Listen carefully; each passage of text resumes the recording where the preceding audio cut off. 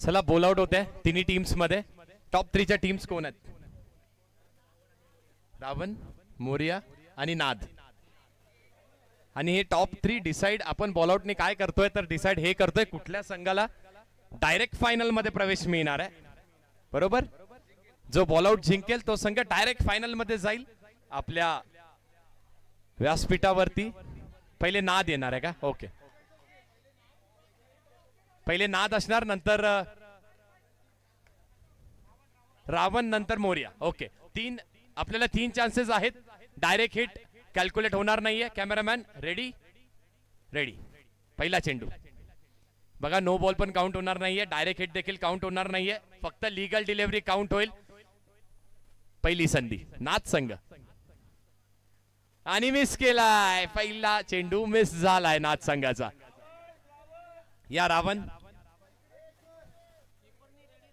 चला तिन्ही कीपर जे आहेत ना, तिन्ही टीमचे कीपर आपण देखील इथे लाईनअप करा, म्हणजे वेळ सेव्ह करूया आपण.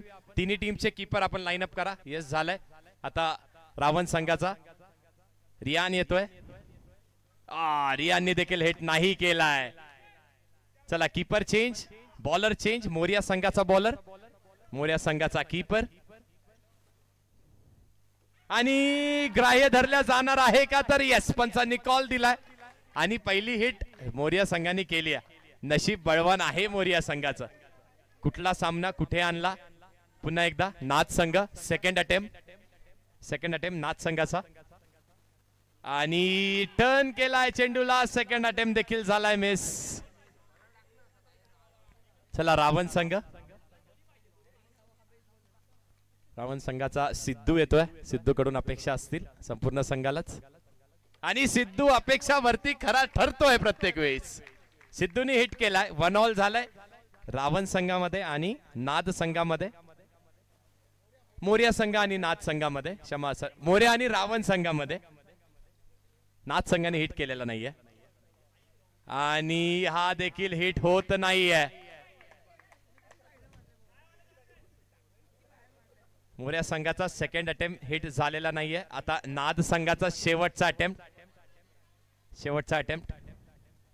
हा हिट करणं गरजेचं होतं. चला आपण तयारी करा त्वरित सेमीफायनलची. नाद संघ आपण त्वरित तयारी करा सेमीफायनलची. आता ही लढत फक्त 2 संघांमध्ये. रावण संघाचा गोलंदाज हिट करणं गरजेचं आहे. हिट होत नाहीये. सुवर्ण संधी मोरिया संघाच्या गोलंदाजाला असणार आहे. जर हिट केला तर सरळ जाऊन फायनलची तयारी करायची. नाही झाला हिट, अतिरिक्त उसळी मिळते. चला आता काय? Golden chance. Yes golden chance, म्हणजे जो पहिला हिट करेल ती टीम पुढे.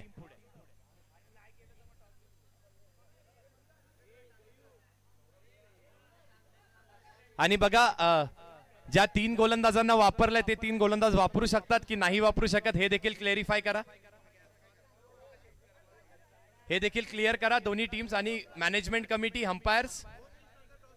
जयू आपण क्लिअर करा की जे 3 गोलंदाज वापरले ते वापरू शकतात की नाही वापरू शकत, हे देखील क्लिअर करा.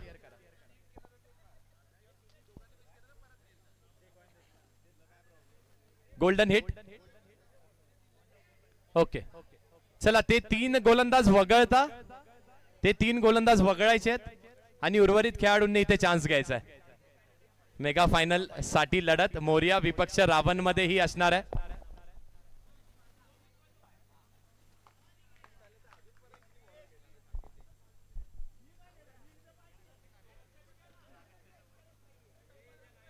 नाद संघ, चला आपण सज्ज व्हा. बघूयात कुठला संघ पदार्पण करतोय. मावळे प्रतिष्ठान यांच्या फ्रेंडशिप लीग या चषकामध्ये, या 5व्या पर्वाच्या मेगा फायनल मध्ये.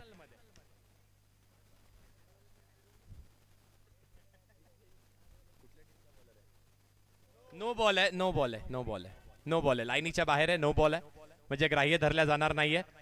रावण संघाचा 1 चान्स मिस झालाय आणि आता मोरिया संघाला ती सुवर्ण संधी आहे. गोल्डन हिट होतोय का?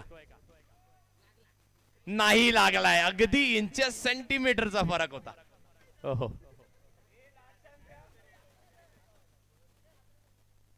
चला पुन्हा एकदा अजून एक चान्स हिट केला होता यांनी गोलंदाजांनी, पण नो चेंडू होता. अगदी जवळून चेंडू निसटून जातोय, निघून जातोय. मेगा फायनल देखील तेवढ्याच जवळ होती.